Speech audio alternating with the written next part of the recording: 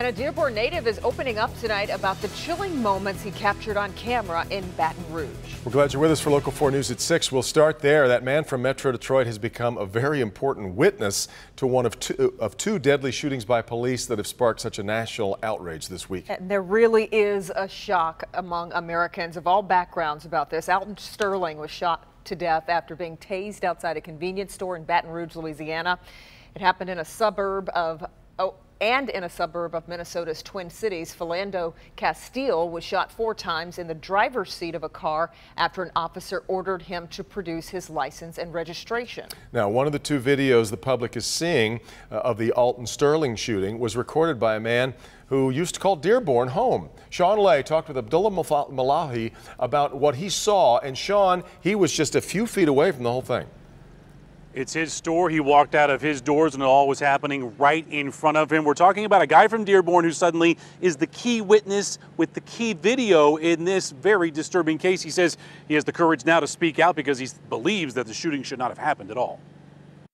I just want the truth to come out. Abdullah Mouflali is just a dad from Dearborn. The 2007 Fordson High School grad and his 6-year-old son moved to Baton Rouge when he bought the Triple S Food Mart a few years ago. Now his family back home in Dearborn is concerned about his safety. They're really worried. Abdullah is finding himself in the center of a firestorm of deadly controversy, and his dad in Dearborn is concerned. Somebody might not like what I'm doing or what I'm saying out here and who I'm representing or who I'm sticking up for. That's Abdullah holding his cell phone videotaping the police shooting of Alton Sterling Tuesday night. His view, his video, now the key evidence into what happened. And Abdullah says the horror he witnessed outside of his store did not have to happen. I didn't expect them to start slamming him on top of the hood of the car, tasering him, tackling him onto another car, then slamming him on the floor.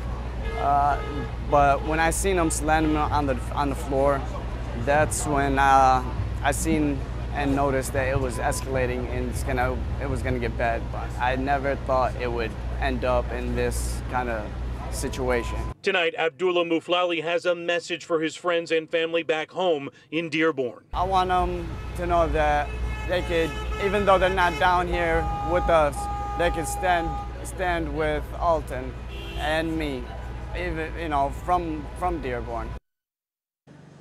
Back here live, you can see and hear all the activity going on in and around his store this week after this shooting. Look, we spoke to Abdullah several times throughout the day. He is sharing insights like after he took the video, he kept it from police, did not share it with them because he says investigators came and took his store security camera.